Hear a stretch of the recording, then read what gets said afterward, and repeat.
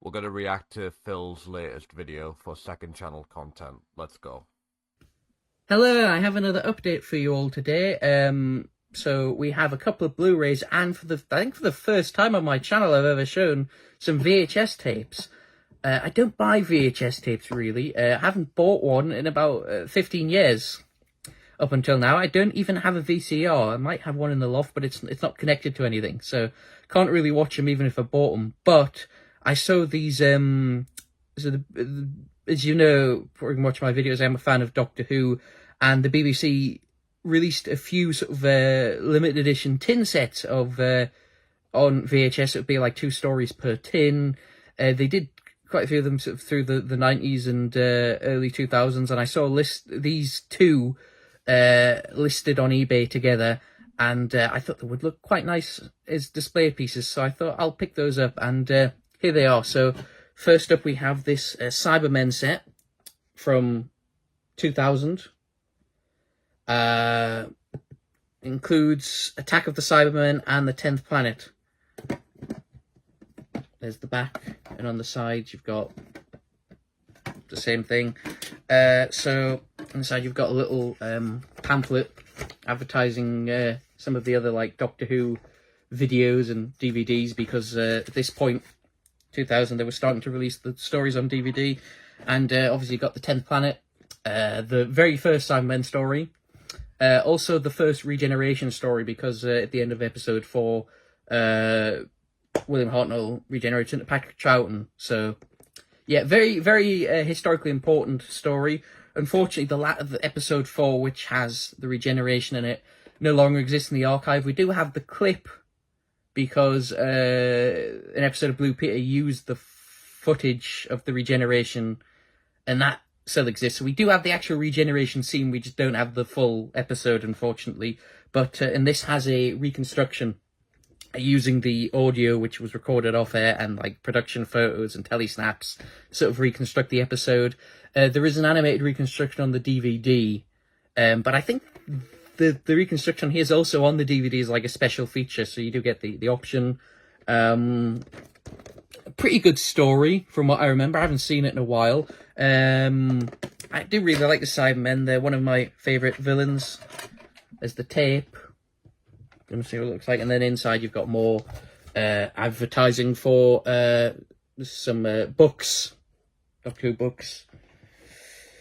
I imagine most of those books probably aren't in print anymore, because a lot of the older ones I think are like out of print now. Actually, I'll check that out. And then the second story is Attack of the Cybermen. Actually, the front cover like has them. So like it lists Attack of the Cybermen first, then the 10th Planet, even though they were made the other way around. But yeah, this is Colin Baker's Cybermen story. Not one of the better ones. It suffers from being very lore heavy. Has a lot of callback to like earlier Cyberman stories. The trouble is, a lot of those stories are like 20 years old at this point, and they, Doctor Who was very rarely repeated, during its run. So, and a lot of the early Cyberman episodes didn't exist in the archives at the time anyway, so even if you did want to repeat them, you couldn't. So, like, unless you'd been watching the show since the 60s, you'd be very confused, and even then, it's like 20 years later, so you probably wouldn't remember half the stuff. So yeah, it's not the greatest story, and it's very, very shocking that it's a U, because it's got quite a nasty scene where a character gets his hands crushed by the Cybermen, and it's not like, like 18 plus level. It's fairly gory, so I would have thought this would have been a PG at least, but no, it's a U. So I wonder if the BBC weren't really paying attention when this came in for examination. But there you are. And then there's the tape, and inside it's advertising the same books. Got also has a little liner notes. Actually, does the 10th Planet have liner notes? Yes, it does. Okay, so they have liner notes as well. And that's the Cybermen set. And then from the next year, 2001, we have the Master set. This one's not, I don't know if you can see on the camera, this one's not in as nice condition. Still nice to have though. So this has Colony in Space and The Time Monster.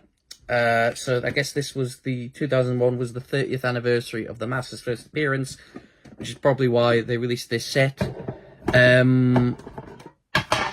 Two of the least regarded stories featuring the Master is the little leaflet again. This one's, it's advertising the Tomb of the Cybermen DVD, but it's not the final cover. Like the actual cover did not look like that. So it's kind of interesting to have. I'm guessing most of the other stories featuring the Master had already been released on tape at this point. So it was just, they just used these two because it hadn't come out yet. Yeah, The Time Monster is probably, obviously, these both feature John Pertwee, is the Doctor, and this is probably the worst Pertwee story. Yeah, it's pretty bad from what I remember. There's the tape again, and inside the liner notes and the advertising. Yeah. And Colony in Space is, actually these are backwards too.